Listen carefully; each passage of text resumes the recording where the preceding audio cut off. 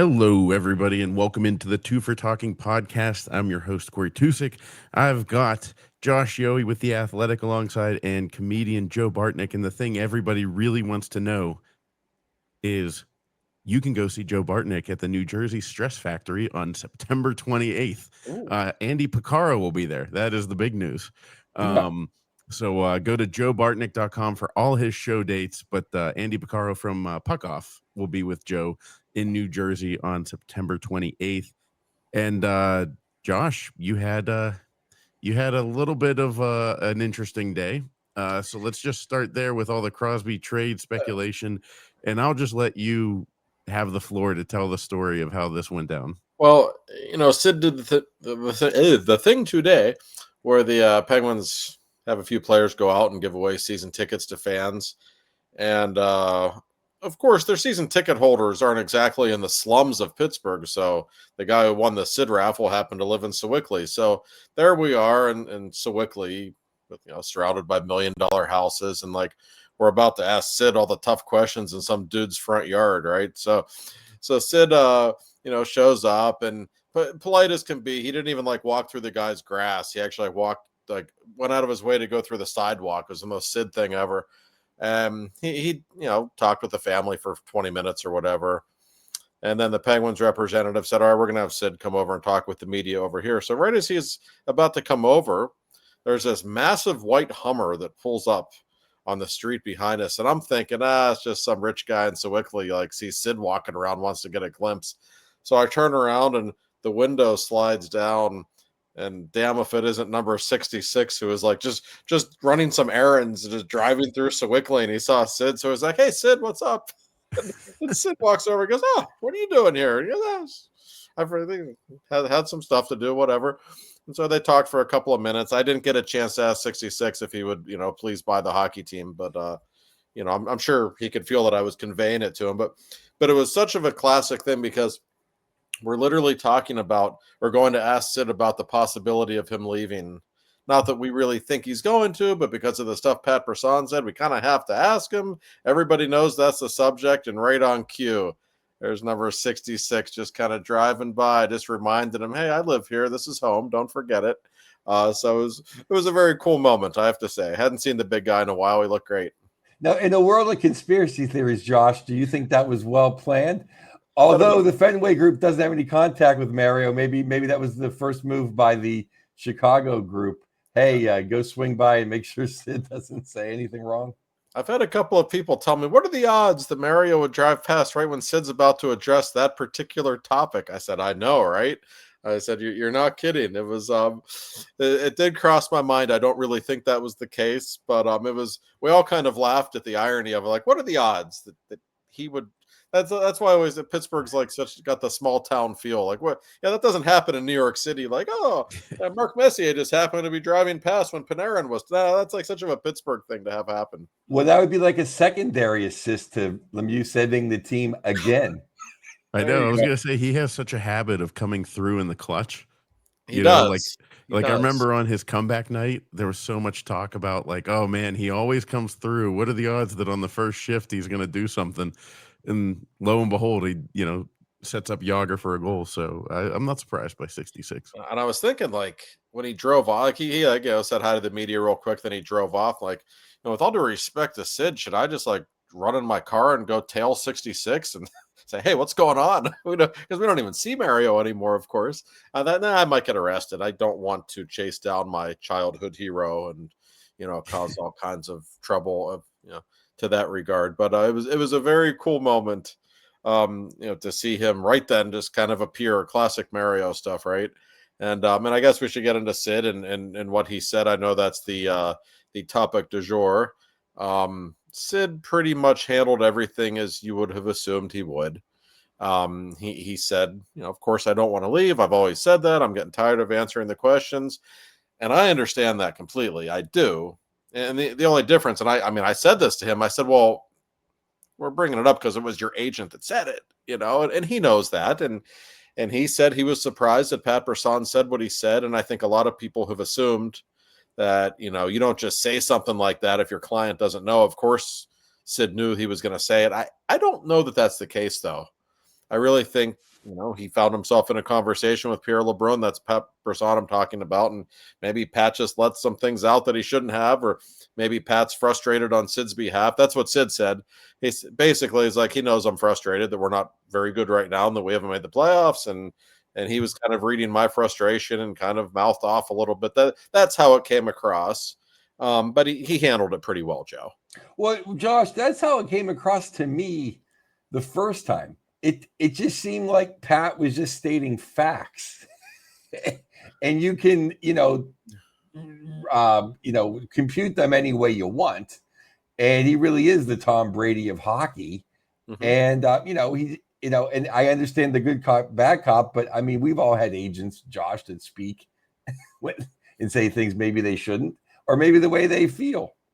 Pat's been around a long time. I don't think it was out of bounds, but I do think the heat is on Sid as far as, you and everybody in your positioning all over the continent to ask the question now. Because before, everyone could slough it off as, oh, that's his drinking buddy. That guy played with him 10 years ago. That guy was in the AHL when he was got a 10-minute call up and a cup of coffee. Or that's his workout buddy. That's his best friend. Never someone that was 1 degree of separation. That was basically like asking Troy Crosby what he thinks. Sure.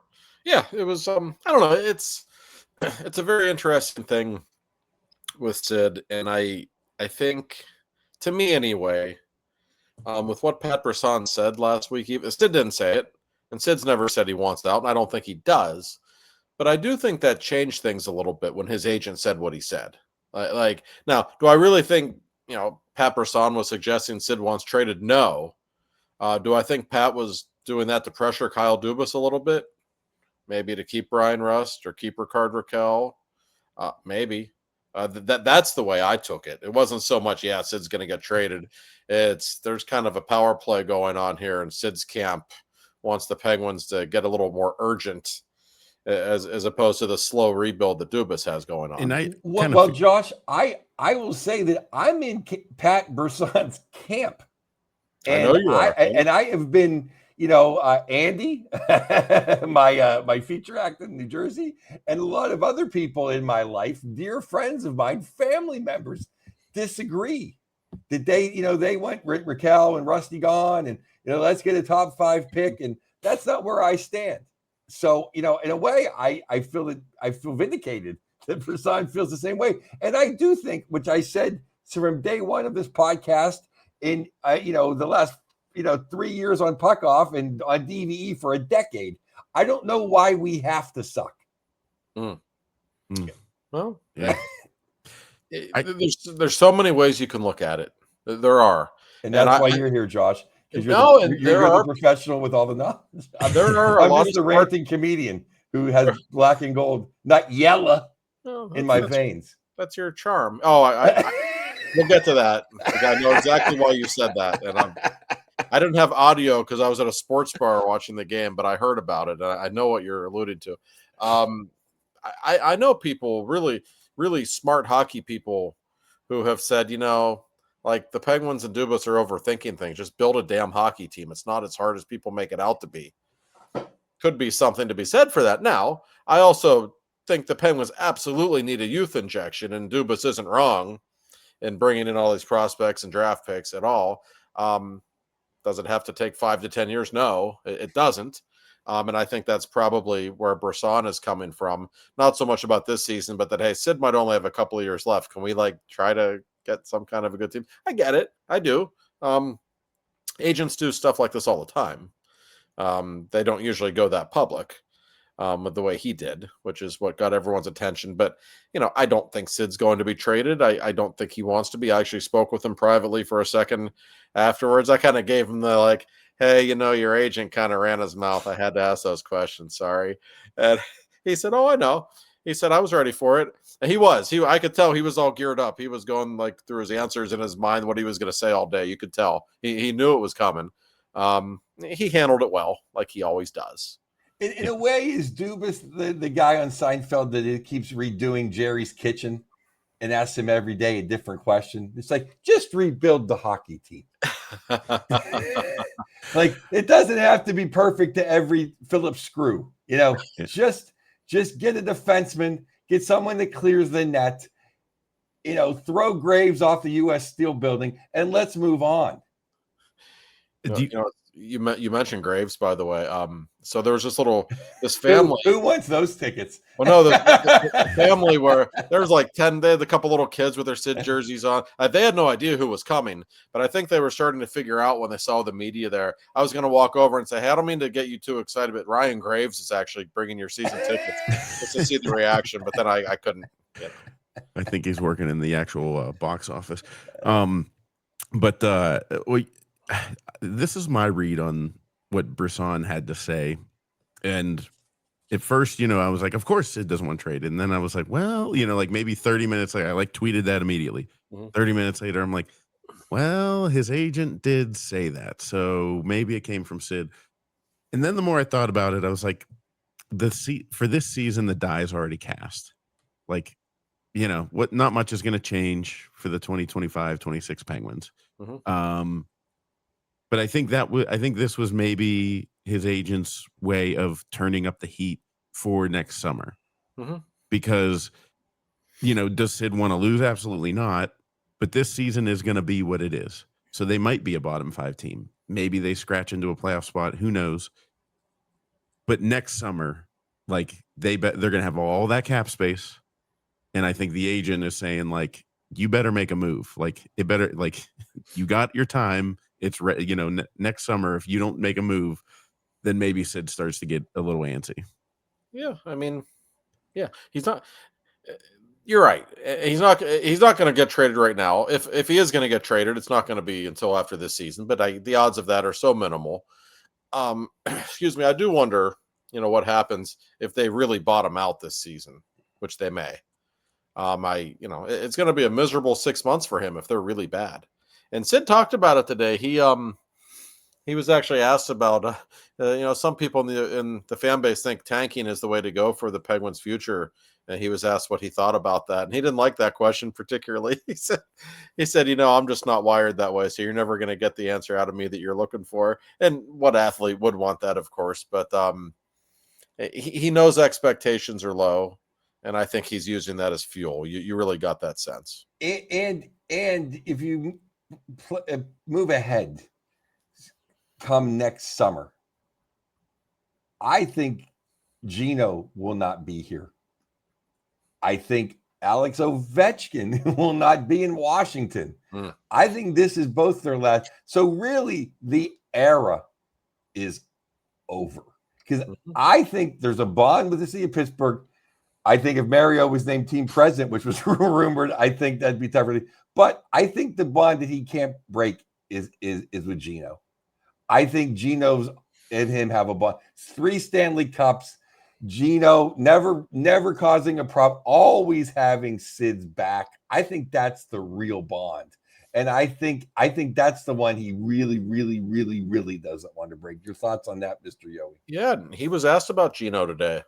And about this being the last year of his contract. And Sid said that, he and Gino haven't talked about it. They talked a little bit over the summer, but they don't really bring up contract stuff. And he also said something that I thought was interesting. He said, I just want to be there for Gino as a friend, talking about his contract situation. That got my attention a little bit, just almost like he knew something we didn't know. And I'm not saying he does, but I think everybody, I don't want to say everybody, I think most people around the team are kind of bracing for this to be Malkin's final NHL season. I think that's a very, very real possibility. And I think that was probably Sid's way of alluding to that. But yeah, you bring up a great point, Joe. Sid's best friends in the game are Malkin and Chris Letang. They're going to be gone soon. His rival, the guy he always measures himself against, is Alex Ovechkin. This might be his last year. I was actually thinking about kind of a weird segue, but follow me here. Like when Magic Johnson had to retire from the NBA. Now, there were different reasons for why he retired in 1991. But like Larry Bird basically said, like, he didn't give a shit anymore. That like his rival was gone, and it just felt like it was a new era. He didn't really belong anymore. And I'm sure Sid probably feels that way a little bit. It's got, even in the locker room now, there's a bunch of 20-year-old kids. Like, it's got to be a strange thing for him to still be around after 20 seasons, and not just to be hanging on, to still be one of the best players in the league. And yet all the other best players in the league were like, watching you play when they were little kids. It's got to be strange for him. It just from personal experience, it's weird going in green rooms when I've been doing comedy longer than these people have been alive. Now there's these other comics. Now there's kids in that room that Sid's been a Penguin longer than they've been alive. At least the first couple of days of camp. Oh, yeah. No, for sure. You talk with any kid that's drafted, no, Sidney Crosby's my hero. Like I was 4 years old when I saw him win the Stanley Cup. Yeah, no, I mean, it's an interesting thing that Pat brought. The other big news, I don't know if we're done with this, but I didn't see the notes. What the Flower? I mean, I didn't know Fenway Sports needs to sell out a preseason game that bad. Tell you what, you want to get Sid to stay and be happy? Sign Marc-Andre Fleury to a 2 or 3 year deal. Corey, it's not inconceivable that he's the best goaltender on the roster. Inconceivable. Yeah. I think it'd be inconceivable otherwise. Of course he is. Well, I think Shelos can get hot. He could. Really interesting. I'll be honest, the Flower thing, when I first heard about it, we kind of got wind of it the night before the story came out. I'll be honest, and I love Flower. My initial thought was like, it's kind of weird. Like it's there's like goalies fighting for, trying to make the team, and it's preseason. Maybe this won't go over very well. But then the more I thought about it, like, you know what? Sometimes we forget that this is the entertainment business. And what's more entertaining than watching Marc-Andre Fleury and just a larger than life figure in this organization? He's going to have his number hanging from the rafters someday. And the more I thought about it, it's a pretty cool way to say farewell once and for all. Like, it really is. And I know I'm not alone in thinking that, because I looked at the tickets on the secondary market for that particular evening. You would think it was like a conference final game or something, with the way that, like, seriously, the ticket prices are insane, and they're being sold like that's going to be a playoff atmosphere for a preseason game against the freaking Blue Jackets. Like, it's going to be an unbelievable night, Joe. It's fantastic. I mean, I hope it's on actual television and I'm not listening to Michelle on the on the internet. I bet it will be. Oh, good. Well, I hope hope it sells out first. Yeah, no, it's the only thing that makes it weird. I think it's fantastic is I just think he's going to play good. Yeah. At least someone's going to clear the crease. Mm-hmm. Well, that's true. I was joking with Sid about it. I said, what's this game going to be like? He said, we're going to be very defensively responsible. We're going to back check for Flower and everything. I said, I would hope so. Would be they should bring Sullivan back just to watch. They should have Matt Murray like hovering, like they should have Murray be the backup, like threaten to take his job if he gives up a goal. If he gives up a goal, then Murray comes in and plays the rest of the game. And Sully just point right to Murray. I think as soon as it happened, I texted my brother and I said, basically what we already said. I was like, there's a pretty good chance that the best goalie that wears a Penguin uniform this year is Marc-Andre Fleury. And what happens now, this is my wild speculation side. You guys know I like to go like, oh, here's the wild theory. Let's entertain it. What if Marc-Andre Fleury looks like himself and plays really well? And then Tristan Jarry comes in the first game of the regular season and gives up a goal on the first shot. And then you start to think, all right, maybe that's just a sunk freaking cost, and put him on the bench wherever, release him, let him be. And like, why not? Just tell Marc-Andre Fleury, like, hey, Mark, like, play when you want, do you want to come in for a couple weekends, $500K? How's it sound? I mean, I don't know, but I know that part's not going to happen. Well, but what I really want to know is what's going to happen to the fan base if that happens. If Fleury plays well in just a farewell, what's up? I think they're going to lose their minds. Oh, they'll lose their minds for sure. Especially if Jarry struggles, I think people need to be informed in advance that Flower hasn't worked out all summer, and he's really just probably going to play 10 minutes or so. I mean, that's really all it is. I don't think his family wants him to play anymore. I really think the odds of that are minimal, I'm afraid to say.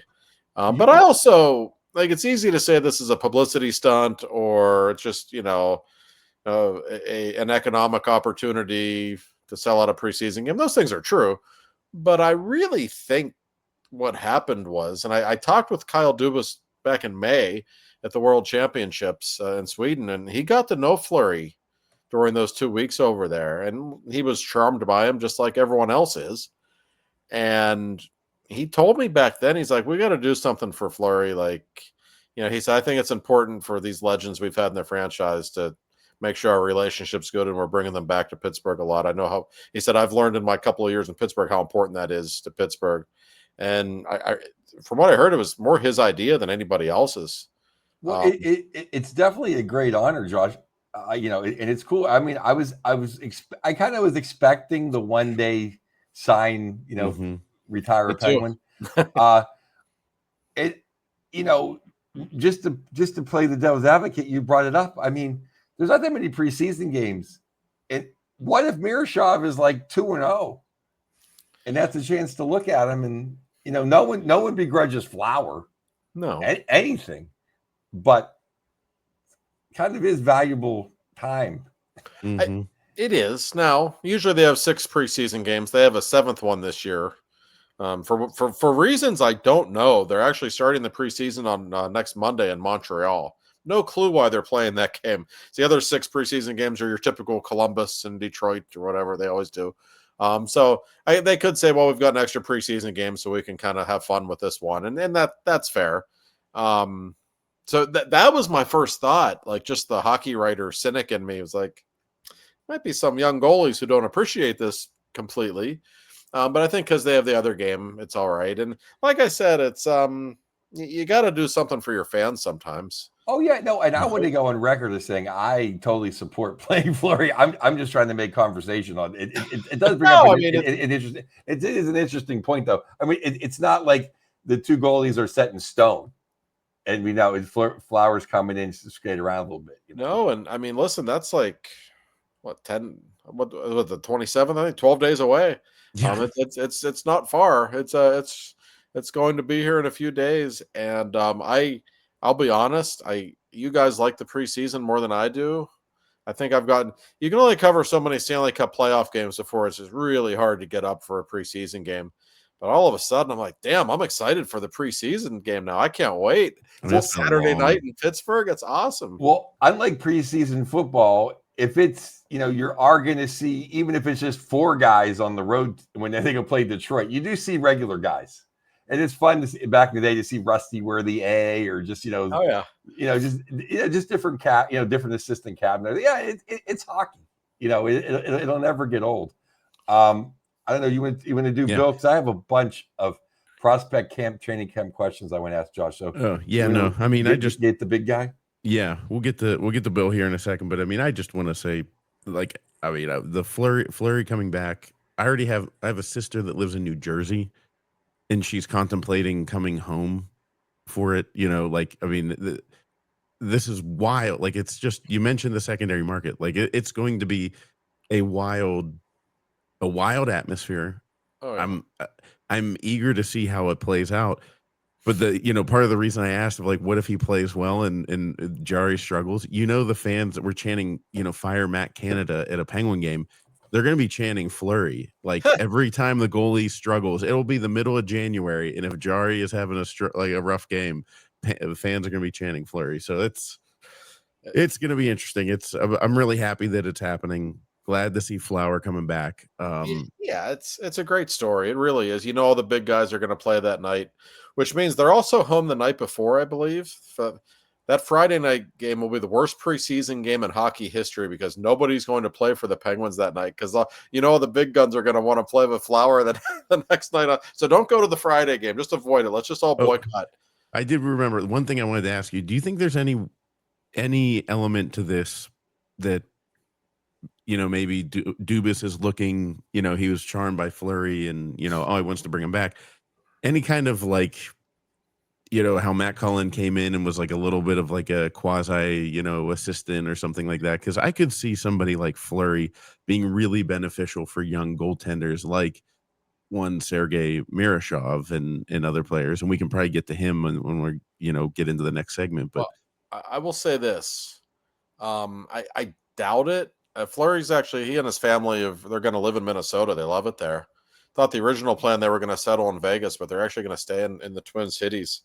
So I don't think he'll be in Pittsburgh that often, but I will say, the more he's around these young goalies for the Penguins, even if it's for a few days, the better. I can't speak highly enough of his character. Like, even to this day, Tristan Jarry is really close to Flower. He loves him. They developed a friendship.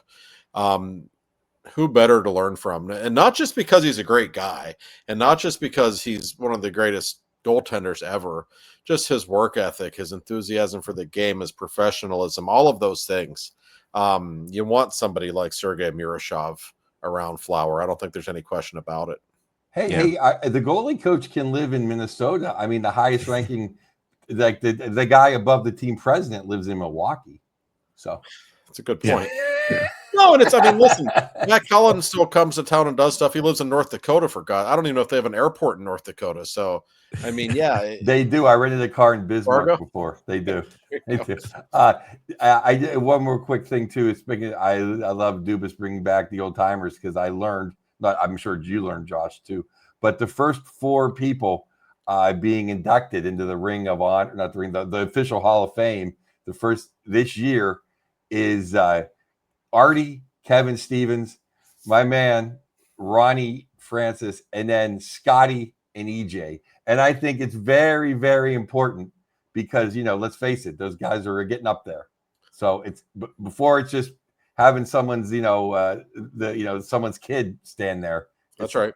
It's nice to have Scotty, who did a ton, and of course EJ, who's probably why we're all maybe even more important than 66 of why we're all here. I know there's a young generation of fans who don't know a ton about Eddie Johnston.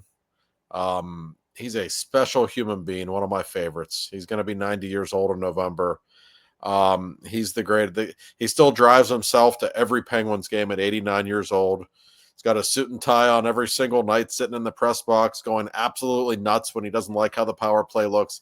He's the greatest. And listen, Artie, he's a friend of the show. We how I feel about Artie, and Ron Francis, a legend. Scotty Bowman's in his 90s now. And I see it. He lives in Tampa. So I always see him when I cover games in Tampa. You talk about somebody who is sharp as a damn tack. It's unbelievable. I was on an elevator with him in Tampa last year, Joe, and there was a football game on. It was like a Thursday night ago. There's a football game on. He looks at me and he goes, "Everybody likes to show how macho they are in the NFL." I said, "What do you mean?" He said, "It's okay to punt every now and then, but you can't tell these coaches that." I'm like, oh my God, Scotty's critiquing the football coaches. This is great. Just like 2 years ago, he was he was talking to Staggy at 2 a.m. Staggy's like, "Guess who I'm talking to? Scotty Bowman." It's like 2 and and like we did on our Mount Rushmore or whatever, we talked about our 10 favorite Penguins. Artie actually was number 5, and it made me, because I had to put him above Ronnie, even though it's still my hardest debate. Who's number 5 on Mount Rushmore? I go Artie, but we let's agree it's got to be Artie because Artie's homegrown. He's one of us. Yeah. Yes, that's right. I'm looking forward to that. That's going to be it's the last Saturday in October, I believe. Also, all these Saturdays against the Blue Jackets. We got the Fleury in September, Saturday against the Blue Jackets, and the Hall of Fame inductions. I think the Blue Jackets on the last Saturday night in October. So someone tell Dubas I'm picking the Blue Jackets ahead of the Penguins. This isn't the usual homecoming from 5 years ago. I know. You find somebody easier. I know. Yeah, no, not quite the homecoming game we were hoping for. Not like Gateway versus Woodland Hills.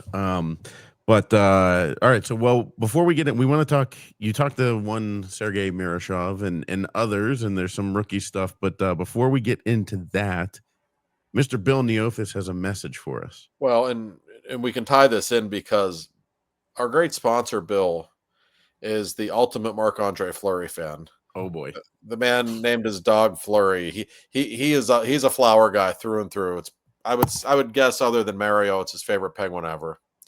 So when the news was about to come out, I texted him and I said, Bill, mark this on your calendar. Because he goes to a lot of games. I said, you got to go to this preseason game. You're going to get to see Flower play as a Penguin one more time. And he just like wrote back an expletive or something. I'm like, why does Bill seem upset? And then I thought, right when he sent the text, I remember like, oh shit, he's going to the Steelers game in Ireland that weekend. Oh. He's like, I can't believe this. I can't believe. Like, oh, poor Bill. Jesus. Like, well, go have a couple of cold ones in Ireland. It'll be all right. So the timing did not work out for our sponsor, unfortunately. That's the equivalent of AC/DC tickets in Game 6 against the Minnesota North Stars. Oh, that's right. The Stanley Cup. Yep. Yeah, we've all had, life happens sometimes. It's just the way it is. But speaking of which, life does happen in many ways that require us to need insurance. We talk about it every week on this show, and it's not because he's just our sponsor and our friend. It's because he's legit. It's the Neofus Insurance Group. They've been in business in the North Hills of Pittsburgh since 1960, going on 100 years at this point. That's how you know they're valid. Whatever your insurance needs are, they will take care of you. They'll do it with a smile. They'll talk sports with you while you're there too, which is always a little prefer. Like I don't trust people who don't like sports. I'm only comfortable with people who like hockey and who like sports. So you got a bunch of sports fans at this place with Bill leading the way. So you're always going to be comfortable. That number is 412-364-3388. I'll say it one more time. 412-364-3388. Bill is way too smart. People will take care of you. And Bill's way too smart of a man to have checked the I'll pay the $19 for the emergency in case I have to cancel my flight. A little box. That is a scam and a half. But you never get scammed to Bill in the office, that's for sure. No. Thank you, Bill, as always. And I know Joe's got a lot of questions about the rookie camp. And I know you were up with the prospects, Josh. But first, I want to start with Sergei Marashov. So I think you got to talk to him before in the locker room. I interviewed him last year, and everything you had said about him, I'm like, holy cow, this kid is the sweetest guy in the world. Staggy even told me, he goes, oh, he's like the nicest kid. Like, this kid's got a good head on his shoulders. What was your takeaway from meeting with Sergei? I had like a 10-minute conversation with him, maybe not even 10 minutes, felt like it, in the locker room. It was actually before they went to Buffalo. They had a practice in Pittsburgh. And I find him to be absolutely fascinating. Remember those old commercials, The World's Most Interesting Man, the beer commercials? Like, Sergei Marashov might be the world's most interesting 21-year-old. Like, first of all, he speaks unbelievable English. And not just the relative, he has an accent. He's very easy to understand. His vocabulary, like, he's unbelievably smart, just the way he uses the language. And he's got a philosophical way about him. I'm asking him, like, do you think you can make the team? Is that the goal? And he looks at me and he says, I would love to make the team. But then he gets into this philosophical rant. I'm going to write about it this week about how, like, if I get better every day, I feel like I have achieved something in this life. I'm like, geez. And he just kept going on. Like, he just, like, he has a real wise way about him for 21-year-old kid. And by the way, he looked unbelievable in the first game, especially stopped all 11 shots he faced. Like, I think he's the real deal. I think he'll be in Wilkes-Barre for most of the season. But man, the head on his shoulders, Joe, he is smart. He is likable, works his ass off. Like, he has every attribute you could ever want. Loves America, by the way. Like, sometimes you get the feeling with Russian players, they're not comfortable. I think culturally there's different places. He said to me, he's like, I love America. He said, I love it here. I can be myself here. And I'm just so comfortable. And like, you could tell he's just enjoying life in Pittsburgh. And the fan base is going to fall in love with this kid. I'm telling you. Well, yeah, I mean, think about it. He's like, what is he, 20, 21 years old? Yep. I mean, it's like Gino's been in America longer than he's been alive. So, so it's like he doesn't have all the cultural, he sees that side.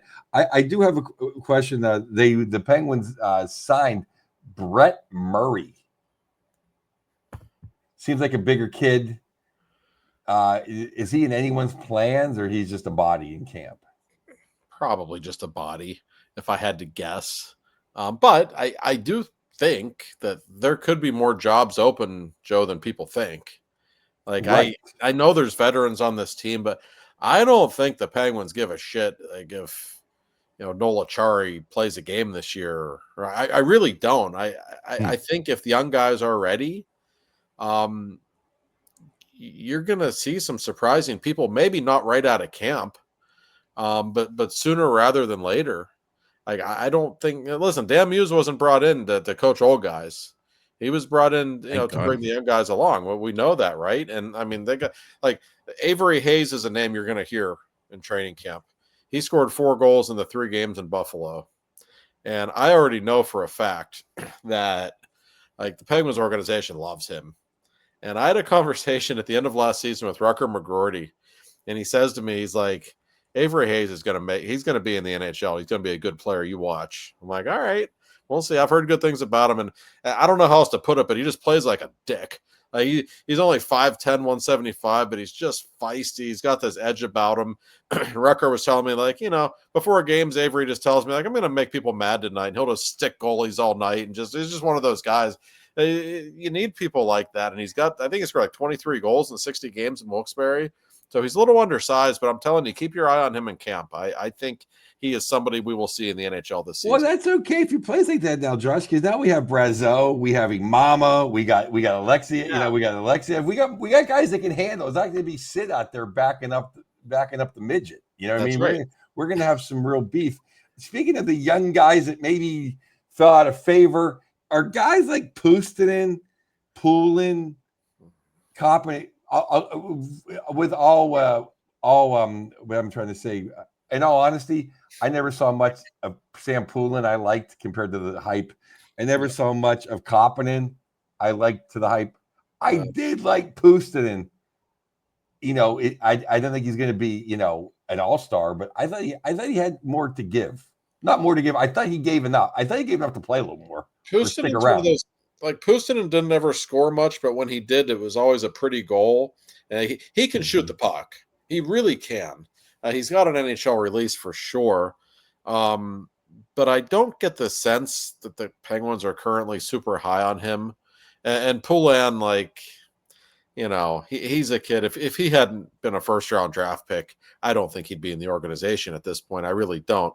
When you're a first-round pick, that always buys you some extra opportunities. And he's been through a lot. He's had, off-the-ice issues, and he's a great kid. He just can't skate. I mean, that was always the issue with him. He's just not an NHL quality skater, and that's become pretty evident. So I think guys like that are going to have a really tough time getting any playing time because they have these young guys. I mentioned Avery Hayes. There's other guys like this who, Owen Pickering, like Pickering is going to be on this team. I'd be shocked if he isn't when camp starts. They have some young guys who are just ready that are probably have higher ceilings than some of these other guys. How about Braz? I know Braz was looking good for a while. Then he got mono. Right. He's another one. Like, I'd be surprised if we made the team out of camp, but do I think we'll see him in the NHL this season? Yeah, probably. He's got some legitimate goal scoring touch. He's a player they really, really like. Was he a second round pick? I think he's way up there. I don't have I mean, he's got real NHL potential. He got a lot better in the last 12 months as well. So yeah, and it's kind of fun just talking about these guys because for years and years there was just nothing there. And now that there are people who I think can actually help the Penguins, and obviously McGroarty and Koivunen are they're on the team. I want to have a follow-up question then. So if you say you probably see Braz coming up later, or Avery, then does that mean that they fall out, that a Tomasino or Novak has fallen out of favor, or does that mean that Hayes and Achari are finally gone? No, it doesn't. No one's fallen out of favor. What would barring injury, what would you think that, or Braz scores 30 goals in 28 games, or how do they make it after they don't make it? Well, I think some of it depends on where the Penguins are in the standings too. Mm. Like if they're 10 and 22 and 2 at Christmas, they're going to bring a lot of young guys up. I'm sure that's just the way it is. You let them take their lumps for a little bit and figure out who can play. But like I said, I don't think those older guys need to be on the team. Like Sully, like I'm a pretty big Mike Sullivan fan, but and I think sometimes he took more heat than he deserved for not playing the young guys because he had some really shitty young players in the organization for a long time. But I do still think he would fall in love with having the Hayes and Achari types on his fourth line. Those guys aren't helping you anymore. And if that means they're in the press box, or if that means they get sent down to Wheeling or Wilkes-Barre or whatever, if they're given their release, I mean, there's ways you can handle it if you don't want them Might as around. well send them to Wheeling. Yeah, Save on the mileage. Well, that's the thing, right? Let's just say Kevin Hayes. Mhm. If you waive him or assignment, then he goes to Wilkes-Barre. You pay less of his cap hit, right? Or you Yes. pay like a little bit comes off the books a little bit, but then he's just gone, and you can just let somebody else play. Right, and that's the bigger deal. He's taking Right. up space. He's not part of your future. Get some of these young guys up here. Absolutely. I mean, I'm looking forward to training camp for that very reason, is to gauge some of these young guys. Harrison Brunick is, a guy we're all going to be watching.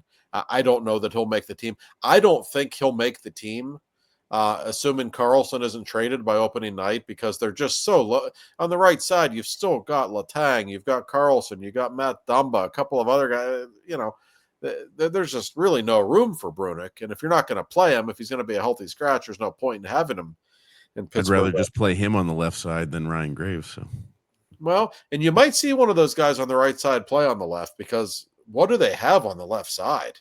Owen Not Pickering, enough. maybe. Shea Wotherspoon. That's my point. I mean, Yeah, no. there's not much there. I mean, those guys are all like okay number 3 defensemen, but that's kind of what they are, or number 6 defensemen rather. So there's opportunity for young guys, but to be honest, with Mike Sullivan, we always kind of knew what the roster was going to look like and what his philosophy was. We don't really know Dan Muse yet, but we don't. So I'm curious to hear him talk about these guys and to see how he wants to set his roster. This is kind of the great unknown. That's my question. Or is there people that the organization is just done with, Pustonin, or can if Muse, I kind of like that guy.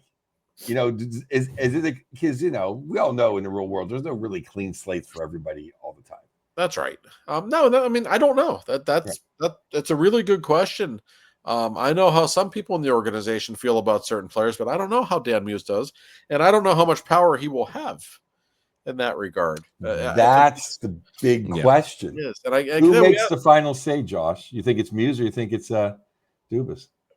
Probably Dubas. I mean, he's the most powerful guy in the organization, but I mean, Kyle's also not very heavy-handed with coaches. He kind of lets them have some say usually, but I think Kyle will let Muse know how he feels about his young players. Well, it's also different because it's a guy that he hired, as opposed to a guy with 2 Stanley Cups. Yeah, a guy with 2 cups that he inherited. It's a very good point. All of a sudden, I don't know. I mean, maybe I could be wrong. I don't know. I mean, I don't know Dubas, like you do. So, he could be. But at the same time, though, when you're Dan Muse, you sit there and you want to look at your boss and be like, "Do you like that? Are you okay with what I did?" It's tough. It's a tough spot for Dubas because you want your coach to pick his roster and to find certain players that he's comfortable with. But at the same time, it's still Dubas who's in charge of this whole rebuild and the whole team building. So they're going to have to work together. But obviously, this is, like you said, this is the guy he hired. So I'm sure they've already had that conversation about most players. It's not that training camp and the preseason isn't important. It obviously is. But as well as I that a lot of these players, they already have a pretty good idea about who's making the team or who's going to start in Wilkes-Barre. Sure, they will be flexible enough to let people get their attention and surprise them, but they already have a pretty good idea. This isn't like preseason in the 80s when guys came in out of shape and, they're all in shape. They're all, they've been checking in with them all summer. So they kind of know where they stand with a lot of guys. Yeah, they don't work at painting and stuff. Yeah. I mean, the Penguins are $12 million under the cap. Mm-hmm. They could just, for everyone's sanity, they could just send Graves down to Wilkes-Barre. Like, I mean, it's just, and it's not Sullivan. It's not like, oh, he's a veteran. It could just make it, and we could see somebody. I mean, let's face it. I'd rather see Caleb Jones or St. Ivany or anybody. No, I would too. And he still gets his money. Yeah. Everybody wins. I mean, we talk about Achari and these older guys, Hayes, but they're all gone after this year anyway, regardless of what happens this season. Graves is the bigger issue. Still got 4 years left on that contract. Yikes. 4. I mean, I thought we were down to 3 or 2. No, I'm afraid it's 4, Corey. So, and I know Kyle hates buying people out. And hey, buyouts come with consequences. Like that's still on your books for 8 more years if you buy him out now. So I understand why he doesn't want to buy him out, but that's the one contract above all that's just hanging over them. No, it's Robo the Island. He can have the nicest apartment in Wilkes-Barre. That's right. Yeah. You could eat lunch at the nicest Sheets every day in Wilkes-Barre, and Yeah, they've got a couple of Chili's and stuff there. It'd be fine. I mean, it could be like Office Space where you just make that guy quit after a while. And that's it. Yeah, just put him down, take a stapler. Yeah, I don't understand with Ryan Graves how nobody just has grabbed him by the shoulders and said, like, if you just start throwing your body around, I think you'll have a career here. But like, he strikes me as like a player that, I don't know, some of these older guys, I'm like, are you here just for a paycheck? Like, are you just, happy to be here? You're happy to be along for the ride? This is just a pit stop before you go to your next journeyman stop. And that's the kind of stuff that I don't want. I'd rather just see a bunch of young guys that are trying to carve a spot for themselves. I've been told by people who know him personally, they're not talking S on them. Just he really likes just being in the NHL. He's a nice man. I think he's too nice. I think that's the problem. Yeah, I mean, he's not exactly Kobe Bryant or Sidney Crosby in competitive fire. No, and I know there are people who have said, "Hey, he's been a disaster. We all know it. Maybe a new coaching staff will help him. Maybe those, sometimes certain players and certain coaches, you get more out of a guy. I know they're hoping for that. Why wouldn't they? And there's no one who's any good on their left side. I get it. But at this point, if we never see Ryan Graves play another game in Pittsburgh, I don't think anybody will complain. It's, and anybody, I've had people say, oh, Jack Johnson was worse. No, he wasn't. Nope. And his contract wasn't worse either. Like, this guy's the worst free agency pickup in Penguins history. It's not even a debate, in my opinion. No, I think we said this a few shows ago that everyone gave Jack Johnson crap. He's Ray Bork compared to Ryan Graves. Yeah. And his contract wasn't that bad. And he at least played tough. No matter what you want to say, he played tough. Right. I think the coach that was going to grab Graves and say play like a man would have been Rick Tocchet. But that's water under the bridge. I suspect he would have said something along these lines. Yeah, I have a feeling they would not have got along very well. I think Rick would have had very little use for a defenseman like that. I think Rick's blood pressure, I think for his own health, I think it's better he's not putting up with that. Yeah, absolutely it is. Yeah. Were there any other rookies, or do you want to get the Steelers? No, we have a lot to talk about with the football. Yeah, because I think we pretty much touched on it. We know who the names are. And I should remind people while we're still talking hockey, first day of training camp is Thursday. And those are open to the public. So if you got some free time, then they start at 9 a.m., I think. And the third group doesn't skate until like 2 or 3, which I'm pissed about because I'm going to be there for 10 hours every day. But pretty much they're there all morning and afternoon, Thursday, Friday, Saturday. So come on down to Cranberry. You get in for free. You get to see everybody. It's always a fun festival occasion for all the hockey fans in the community to get together and watch hockey. They're off on Sunday, by the way. But so Thursday morning, I think 9 a.m. on the 18th, it all begins. Come down to Cranberry. That's not the easiest thing to do. It used to be very easy. Go down to Civic Arena or go down to the PPG. Cranberry. You can put it in your you can put that in your road trips column. Yeah, it is up there. You're not wrong. It's a lot of the play. I mean, it's better than South Point for me. Now, South Point, I know is you guys are south of the city, but me growing up in Monroeville, getting to South Point was a hike and a pain in the ass. Going through 2 sets of tunnels, how many bridges? I'll take Cranberry. Get on the turnpike, get off the turnpike, you're there. So the Steelers, not to bring everybody down, but Mike Tomlin should probably shut up when it comes to making hyperbolic statements. He said we're going to unleash hell in December. And ever since then, they've had the worst Decembers of like anybody in the NFL for like a decade. That was over 10 years ago. He said that.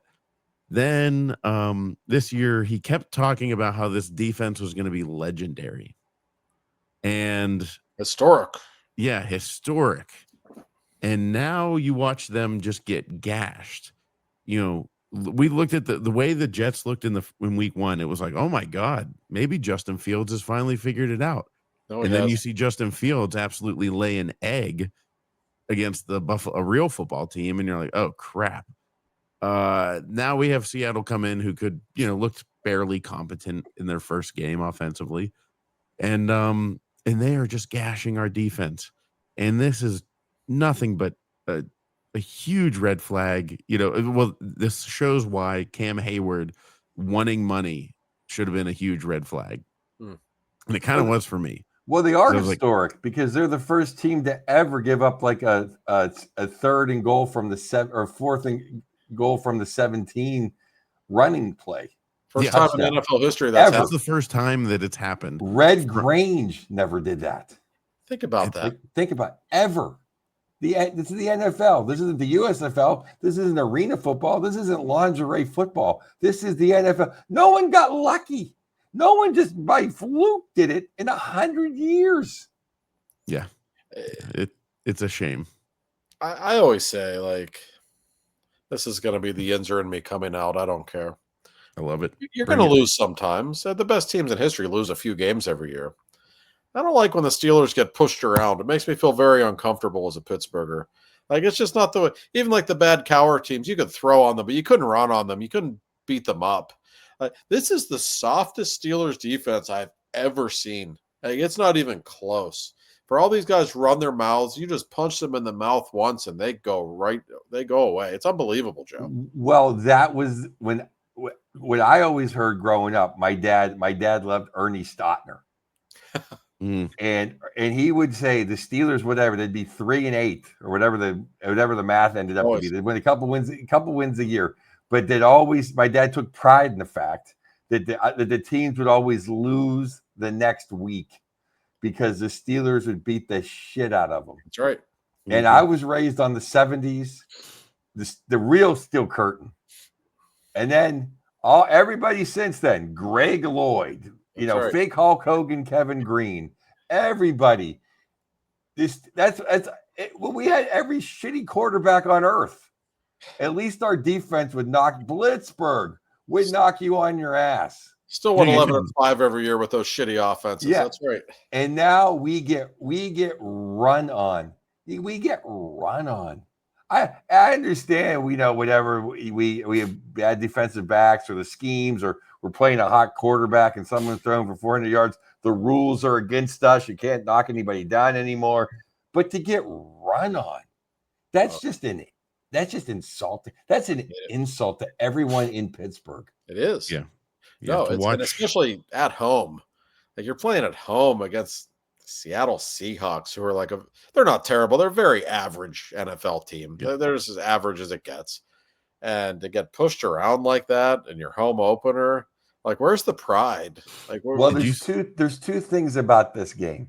One is that everyone who was, oh my God, Aaron Rodgers, he's the least of the problems. Yeah. And he didn't throw anybody under the bus when he could have thrown 44 guys in the coaching staff under the bus. That's right. I mean, Custard wasn't under siege as much as Aaron Rodgers was. And second, hey, I've never seen anybody let a football sit there. In high school, everyone just run and jump on the ball anyway. Right. I've never seen that. And I was in a bar myself, and no one knew what happened. I No know. one knew what said touchdown. Like what? We thought like what? We thought maybe touchback is a touchdown. What? I mean, like how do you not? I don't understand. Okay, you don't know, but you run back. You don't just stand there. It's embarrassing enough that Johnson didn't know the rule. That's in and of itself. And I don't blame the coaches. I blame him. You're a professional. You got to know basic fundamental rules. But week 1 against the Jets, he fumbled on a kickoff return. He screwed up another one when he fell, just looked nervous. He had a horrible kickoff return earlier in this game. He's terrible at it. Why is he back there? He's clearly not a good kick returner. He's not comfortable. He's slow as hell. Like, I don't want to say he's a bust just yet. It's a little early, but a lot of people were excited about him. But why is he back there? I blame the coaches for some of that. Like, you have to have your best players in those roles. That's an important role now. If you're watching NFL games, like everybody's returning kickoffs now, the touchbacks are dead. Teams don't want you getting the ball to 35, so it's nothing but kick returns. And you're having this kid back there who's clearly not ready for it, who's clearly incompetent. Like, well, why let him even be in that position? But even if he's incompetent, no other Steeler went and dove on the ball. I know. I know. Oh, I know Ben Skoranek, who's like, supposed to be special teams extraordinaire, and he just kind of stood there. They actually cut to him. And at first I was like, there's no way Sko Dirt would be the one that let it go, but he Well, what about Hayward's little brother? His whole reason he's on the team, he's a special teams captain. He should be doing everything to make sure he should jump on every ball. That was honestly one of the more embarrassing Steelers losses I can recall in quite some time. It's been, I mean, in my lifetime, I'd say of the top 5 most embarrassing Steeler losses, I'd say 3 of them have happened in the last couple of years. Oh yeah, like the Ravens playoff game, the Browns playoff game. Blake Bortles putting up 45 Yeah, points. I mean, listen, there's a theme here, and I actually tweeted about this earlier today, and I don't want to blame Mike Tomlin for all of this, but there's a fraudulent feel to him at this point. Oh yeah. Like, I'm sorry. He won a Super Bowl. That's great. It was 17 years ago, and it was with Bill Cowher's coaching staff, and it was with Bill Cowher's team, basically. And I'm not saying Tomlin had nothing to do with that. He certainly brought some energy to that team at a time when maybe they needed it. What's he done in the last decade, Joe? I mean, really, now that Ben's not around to steal games for him, like what? Yeah, I mean, Ben was. What am I missing? Ben's a Hall of Fame quarterback. Yeah, I think Tomlin is not. I always thought Tomlin was the coach you wanted when you're like writing a Hollywood script. When you're casting, you want him. And Monday through Saturday, he's a great coach. Probably is. And the way he's handled all the politics of everything going on in this, in the whole, all of that climate, especially like 3 or 4 years ago, I thought was magnificent. I think he. Yep. Did we lose Joe? Joe got frozen. Joe froze. While Joe's unfreezing himself, I will continue. I agree with him. I'm not a Tomlin hater. I probably come across that way. Not according to your Twitter account. Wow. I appreciate what he's done over the years, but no, I'm saying that all the replies, they were oh yeah. But in the last 6 or 7 years, I'm sorry. This is a guy with a defense. Oh, you're back, Joe. Oh yeah, I'm sorry. How did he not go for it on 4th down? Oh, living in his fears. Living in his fears. Yeah, I'm sorry, disappeared. Yeah, no, like I said, I think he's a perfect figurehead for the franchise. I just don't like the way he coaches. Oh, he lives in his fears. He's been living in his fears so long he paid off the mortgage. Like that guy loves to live in his fears. It's like a comfort zone for him. And I look at this team right now, and I see so much talent on defense, and there's a bunch of great players on that defense. And I look at the offensive line. I know they're young, but like you got 2 first-round tackles. You've got a 2nd-round center. You got, a high-priced free agent guard. Like, those guys can't all suddenly suck. I don't think they're all busts. The odds of that are pretty unlikely. Like, there's something wrong with the way this team's being coached, especially I think, on the offensive line. It's been going on for years. And you mentioned Rodgers. Like, he didn't play as well yesterday as he did the week before, obviously, but he's the least of their problems. I mean, he's getting killed, Joe, every time he goes. It's not just the constant pressure, like some of the hits he's taking. He really took a beating yesterday. I worry about him at his age. That cannot continue. But if the offensive line is going to keep playing like this, nothing else really matters. Yeah, they can't run the ball, so so he has to throw every down, and the defense can't stop anybody. Right. It's And because they can't, I'm not making excuses for the defense, but because they can't run the ball, the defense is on the field all the time too. Right. And I mean, all they basically have is a Hall of Fame quarterback who's on 17 and a really good kicker. Yeah. And that's it. And I've said this before, everyone wanted to run Najee out of town. Well, all Najee did was run the ball and get 1,000. I know 1,000-yard seasons aren't what they used to be. I don't think it's Najee better would than even fix negative yards. Right. No, I guess to put on Najee because now the guys can't get to the line of scrimmage. At least Najee could break 4 tackles and get to the line of scrimmage. Right. No, they have. Listen, how many drops does DK Metcalf have already? Pat Freiermuth. Can Pat Freiermuth really step up and be the tight end one that every Penn State grad thinks he is?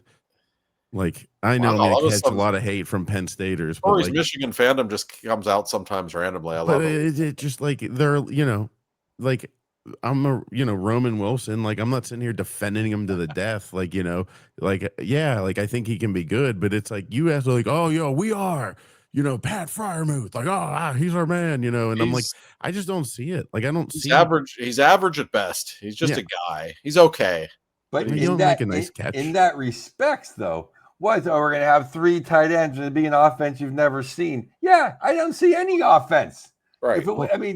Just imagine if it really is if Rudolph was back there. And I like Rudolph. I mean, thank God you have a Hall of Famer. If it was anybody else, they'd get killed even more. Oh, and they did finally on the 2-point conversion, they did the play that we've all been waiting for. Why don't you throw the ball to the 10-foot guy who weighs 400 pounds and can jump and catch the ball? Why don't you throw it to Washington all the time in the red zone? Instead, they try to do this stupid little trick play. And I mean, talk about absolutely taking the wind out of your sails. You get down to the 5-yard line, you're like, we're definitely getting a touchdown. And Calvin Austin screws up and causes an interception. It's just and listen, you don't want to overreact after one loss, but that was an excruciatingly bad loss. It wasn't just one thing. Yeah. Okay. The whole defense is a problem. The offensive line is a problem. I think the receivers, other than Metcalf, we know that's a problem. There's a lot going on here. Well, about the trick play, the Emperor Chasnol said you can fool some of the people some of the time. But in the end, it all comes down to blocking and tackling, which obviously the Steelers can't do. The second point is if they can't beat Seattle, a middling team, in their home opener, who are they going to beat? No. Now the New England game looks dangerous. Oh, I was watching the New England game. It was an incredible game. I'll tell you. Quarterback. If you weren't, other than for Steeler fans, it was an incredible weekend of football because Georgia, Tennessee was one of the 10 best college football games I've ever seen. Notre Dame, Texas A&M, incredible. And then Dallas and the Giants was incredible, let alone the fact that I'm sure, Corey, that because you're a Penn Stater, you had to love the fact that I'm a Penn Stater. Under the arm, Pitt. I don't even know how they lost that. I shut the game. I was flipping shit. I know how they lost. It's like, how'd you lose that game? What? Yeah, not Pat Narduzzi's finest moment. Joe, I'm not a Penn Stater. I'm a Michigan guy that happens to be a Pitt grad, so I'm the opposite of a Penn Stater. I'm sorry. I thought.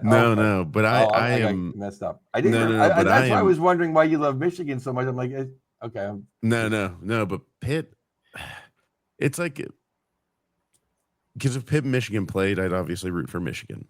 But like Pitt's like kind of like the fun, like, last year they were 6-0, they look good. But I don't know. There's something about Narduzzi, and full disclosure, one of the times my son was in the hospital, Narduzzi came with the quarterbacks, and they came in and hung out with them. And so, thank you for doing that, Pat. He should have been looking at game tape.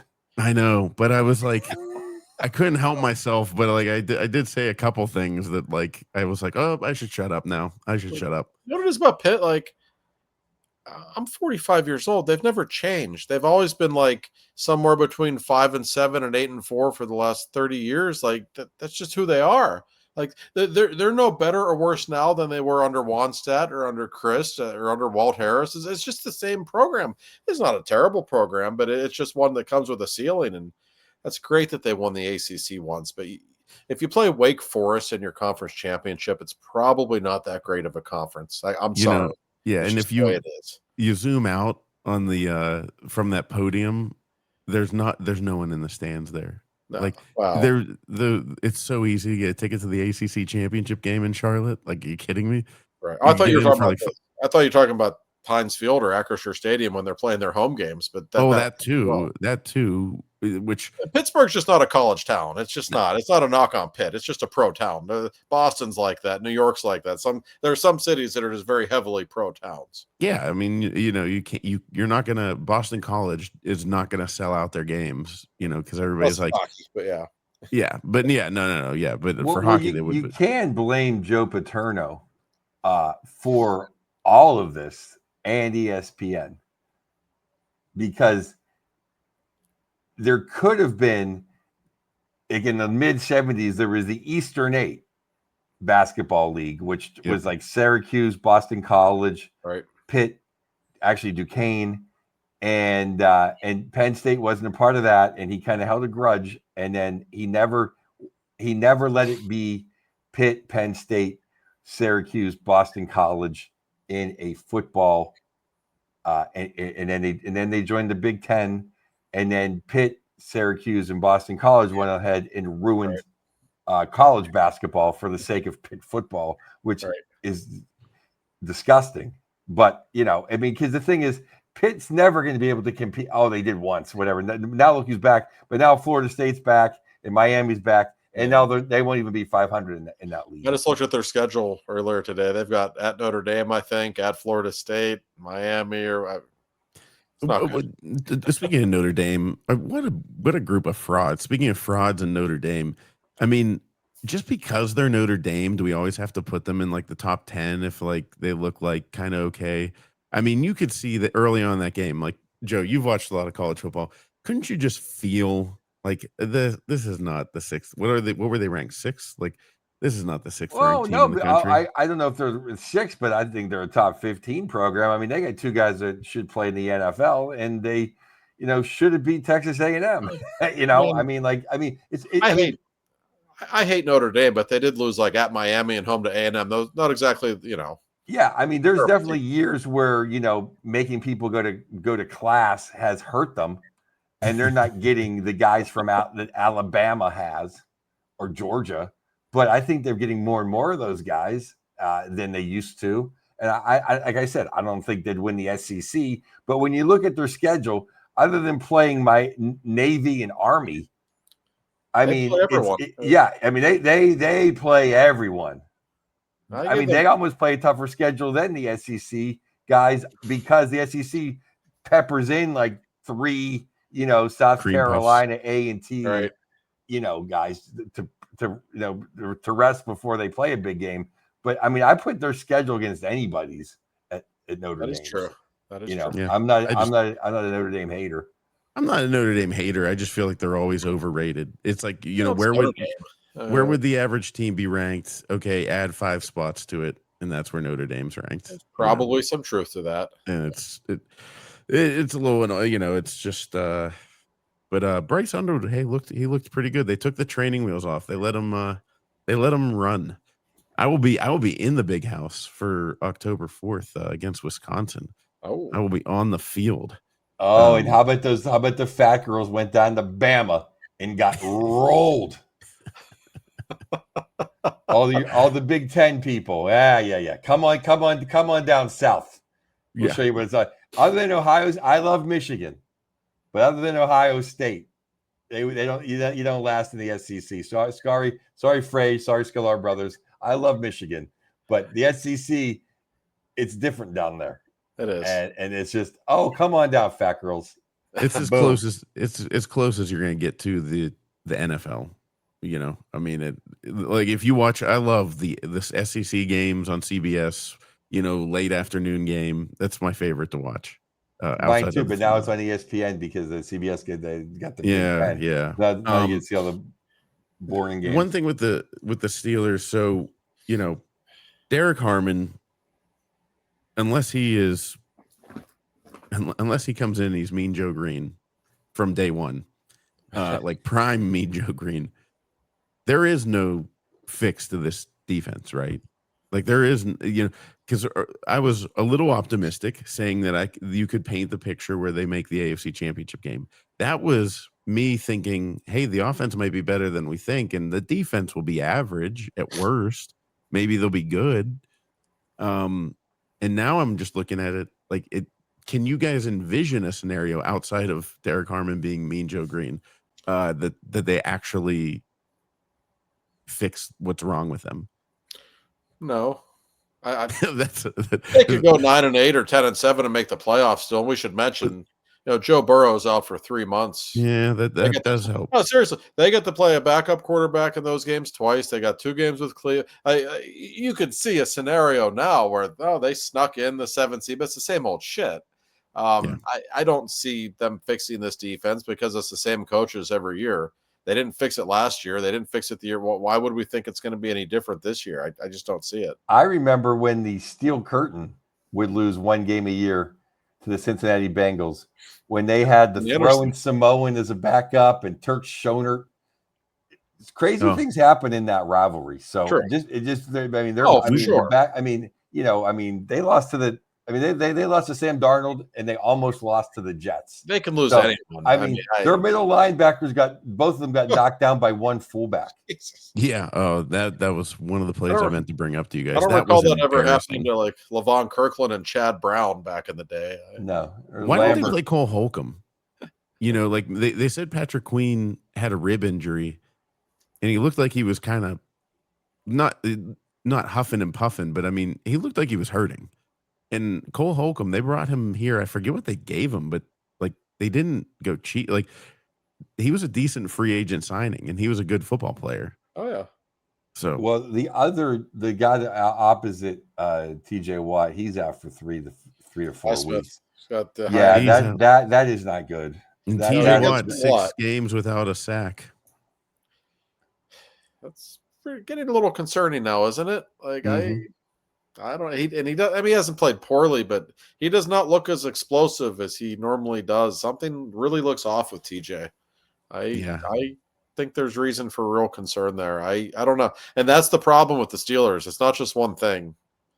Or we've been talking about the lack of receivers. That's a problem, and Rodgers' age, and the offensive line being bad, the defense being horribly underachieving. Like that's a lot of stuff going on all at one time. It just is. Yeah. Well, you know, when the Penguins are out. When the Penguins don't make the playoffs, you have 5 months to trick yourself into thinking the Steelers will be good. That's right. Here we are. You know, I mean, Seattle Seahawks punch you in the mouth like, oh, Christ. You know? Yeah. I mean, it's tell me how we aren't just like one of the low points in Pittsburgh sports history. Oh, we really are. I mean, this is like 1983, you know, pre-Mario, because like 84, even though they weren't a contender, like at least you had Mario. Like, you have Sid at the end of, I don't know. It's just, I think there's, other than Rodgers, I think there's incredibly less talent on the Steelers than there was in 1983, 84, because there was still some some relics of the 78, 79 teams, and they were coached by the Emperor. Yeah. Well, the other thing is the draft. And I guarantee you that no fullback then ran over Lambert and let's say Robin Cole. No, that's right. No, I'd say or Dennis Dirt Winston and Robin Cole weren't run over by the same fullback. I guarantee you that. And I That's right. guarantee that nobody ran. I know, because no one ever has. It's historic. right. No one ever ran on third and goal from the 17 in on those Steelers. I No. guarantee you that. No, And I guarantee no one didn't. Oh, look, the balls might be live. I better just walk to the bench. I guarantee no one did that either. Yeah, it's You're correct. exceedingly bad. It's getting alarmingly bad. Yes, it is. And I don't see it, short of Gavin McKenna and I don't know, drafting what's his name from Ole Miss. The problem is the lack of leadership on the Steelers. Because if you would have done what that kid did about not doing that, cutting him would have been the safest thing. So he wouldn't have to go in the locker room to run into Mean Joe Green and Jack Lambert and Webster and everybody else. Or even let's take it to Greg Lloyd. Hell, let's take it to Harrison. And you know what? I hate to keep going back to this, but I blame the two biggest names on that defense. They bitched all off season, had to make more money than Myles Garrett, and Cam had to get his money. Okay, do something, show some leadership. I don't see it. Yep. I just don't. There's no accountability. I'm not around the Steelers, but it's plain as day to me that there's no accountability. That there's not a desire to win. It just doesn't jump out at you on this team the way it has other Steelers teams. No. There's too many individuals, or there's something really wrong with the culture of this franchise right now. That was the red flag that was sticking out to me with Cam Hayward. I'm like, well, if this is really what's important for you at this stage of your career, then you're not. And I hate to say this, but like, there's players, you can put players in categories, and TJ Watt and Cam Hayward, the moment we got them, I remember thinking they fit in that category of less likely to win a championship. Like there's some guys you're like, oh, you're never going to win a championship with that guy. And they're not quite that, but you're like, they don't look like winners to me. No. So it's just, it is what it is. And boy, oh boy, do they need to learn to draft better. And there's just, look, like we said, there's no problem. Everything's fine. The Steelers are fine. They're going to be just fine. They just need to draft better, coach better, revamp their entire roster, get some better leaders and find some better leaders, get a new a franchise quarterback. Yeah. Other than that, they're fine. So everybody enjoy the Steeler game this weekend. They'll probably win now that we've been shit talking them. Yeah. But if you guys want to, ease your pain, Josh, go say hi to Josh at Penguins training camp. And I might, let's see how my schedule works out, but I might pop out there at some point just to lay eyes on the Penguins, because it'd be nice to see that the flightless birds skating around in Cranberry. So, but that'll do it for us tonight, ladies and gentlemen. We appreciate you as always. And if you see any of us at a Penguin event, please come up and say hi. And Josh will be there diligently taking notes on Ryan Graves. I will not. Just come shoot the breeze with me. I'll probably be bored. You can only watch hockey practice for so long before it, just the way it is. All right, everybody. We will talk to you next week. Thanks for listening. All right, guys, I got to run. Good show.